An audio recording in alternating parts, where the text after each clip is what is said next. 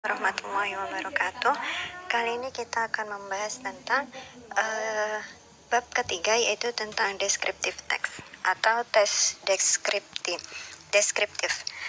Di bab-bab sebelumnya sebenarnya kita sudah mempelajari sedikit-sedikit tentang descriptive text, yaitu ada kata sifat, adjektif, ataupun kata-kata yang berhubungan yang mendeskripsikan orang, hewan, ataupun benda-benda lainnya. Dan kali ini kita akan membahas tentang apa itu descriptive text. What is descriptive text? Nah, descriptive text is a kind of text that describes something or person in particular atau in details. Jadi descriptive text itu adalah sebuah teks yang menggambarkan atau menuliskan, mendeskripsikan sesuatu ataupun manusia secara detail. Dan di sini biasanya mendeskripsikan tentang bisa manusia, hewan, atau benda-benda yang lainnya. Nah, apa sih tujuannya kita menulis tentang descriptive text? Yang tujuan untuk menulis descriptive text adalah the purpose of descriptive text is to describe someone or something specifically to the readers in particular or details. Jadi, tujuan kita menulis teks deskriptif adalah kita ingin mendeskripsikan, menggambarkan sesuatu kepada pembaca secara detail atau secara terperinci. Next adalah generic structure atau generic structure di sini adalah urutan strukturnya. Struktur yang digunakan dalam descriptive text itu apa saja supaya kita bisa menulis descriptive text itu dengan baik. There are two generic structures of descriptive text. Ada dua. Yang pertama adalah identification dan yang kedua adalah description. Identification means it is a part of paragraph which introduce or identifies the characters.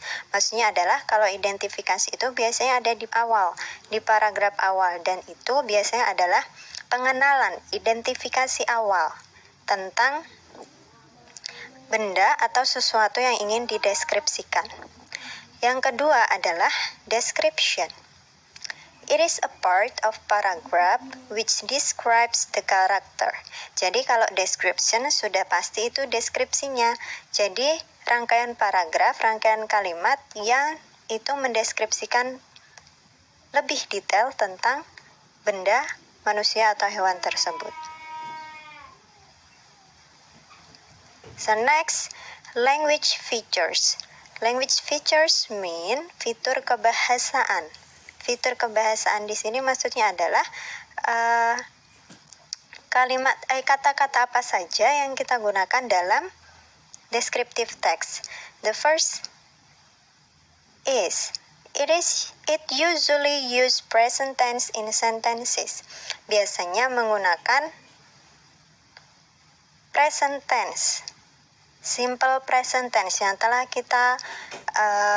sudah kita bahas di bab sebelumnya, simple present tense.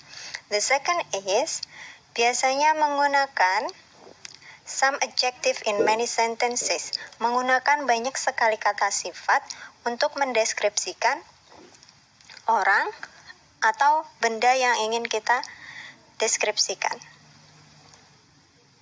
It usually in the first person and or in the third person.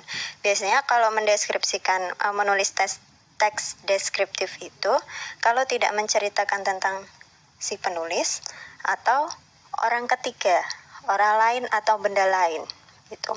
Misal kalau first person, contohnya adalah my favorite thing. Berarti kan itu tentang si penulis.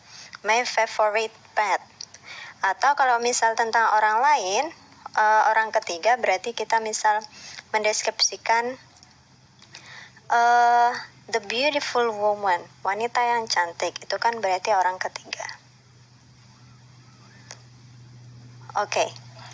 Descriptive text di sini kita membahas atau mendeskripsikan tentang beberapa hal. The first is about people. The second is about animals, and the third is things, benda-benda lainnya. Nah, ini adalah kata-kata atau kata sifat yang biasanya digunakan untuk mendeskripsikan orang, hewan, ataupun juga benda-benda lain. Kalau people di sini biasanya kita gunakan beautiful, handsome, kind, friendly, tall, short, fat, slim, old, young, and etc. Dan animals di situ ada wild, tame, interesting, fur, cage, feather, bite, bark, pet, sting, and etc. Things di situ juga banyak sekali. Ini adalah beberapa contoh dan masih banyak lainnya kata atau kata sifat yang bisa mendeskripsikan hal-hal tersebut. Sekarang kita masuk ke contoh. Contohnya di sini ada Hero, my pet, peliharaanku. This is Hero, my pet. It is a green iguana, but its name doesn't represent its colors. It is brown with a faint black and around its tail. Ini adalah Hero, hewan peliharaanku. Warnanya dia adalah iguana hijau, tetapi namanya tidak mewakili atau mewakili warnanya. It is brown. Dia berwarna coklat. Nah, ini kan pengenalan awal ada di paragraf pertama ini, maka kita sebut paragraf awal ini adalah identification. So, di paragraf selanjutnya, Hero is 40 cm long and about 2.5 kg. Berarti di situ dari kalimat awal saja itu mendeskripsikan tentang Hero lebih spesifik atau lebih detail. It likes vegetables very much. Dia sangat suka sayur-sayuran. Hero eats water, spinach, carrots, cucumbers, and other vegetables. Nah, itu kan lebih detail lagi tentang Hero. Nah, so paragraf ini adalah description. Begitu juga paragraf yang terakhir itu semuanya adalah detail deskripsi tentang Hero.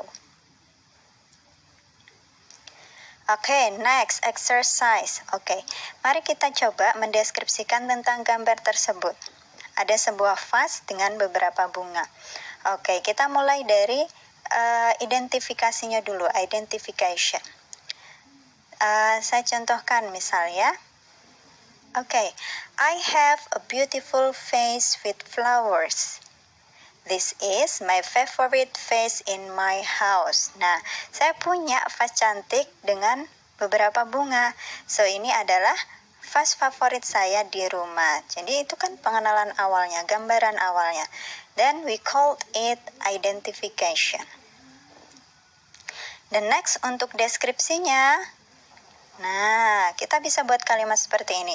The color of this vase is orange.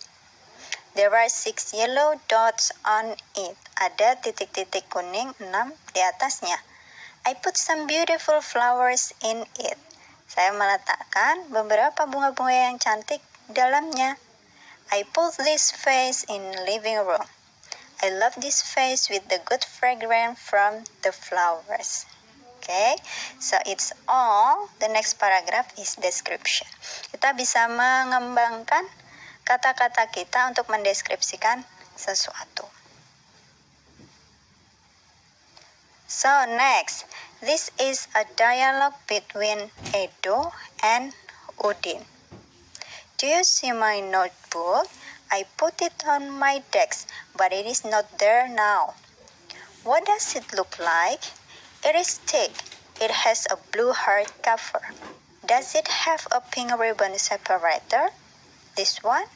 No, the ribbon is white. There is a sticker on the cover. It is shiny, white, round with a picture of an orangutan. It must be the one over there on the teacher's desk. Yes, you are right. Thank you.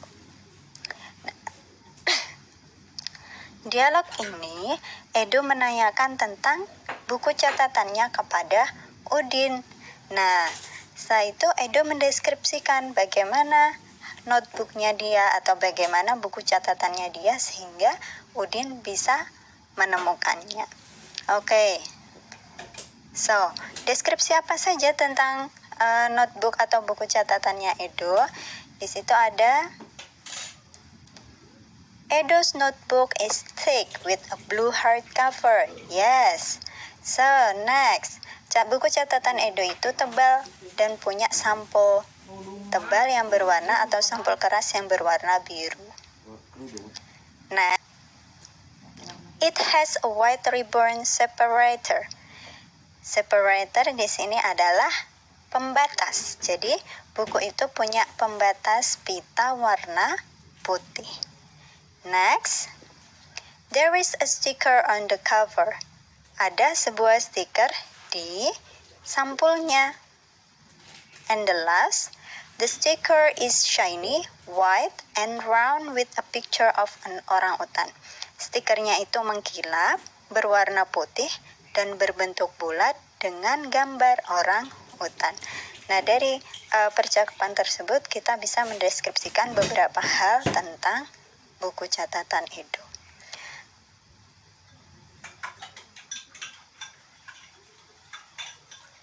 Okay, that's all about our material about descriptive text. So, semoga bermanfaat.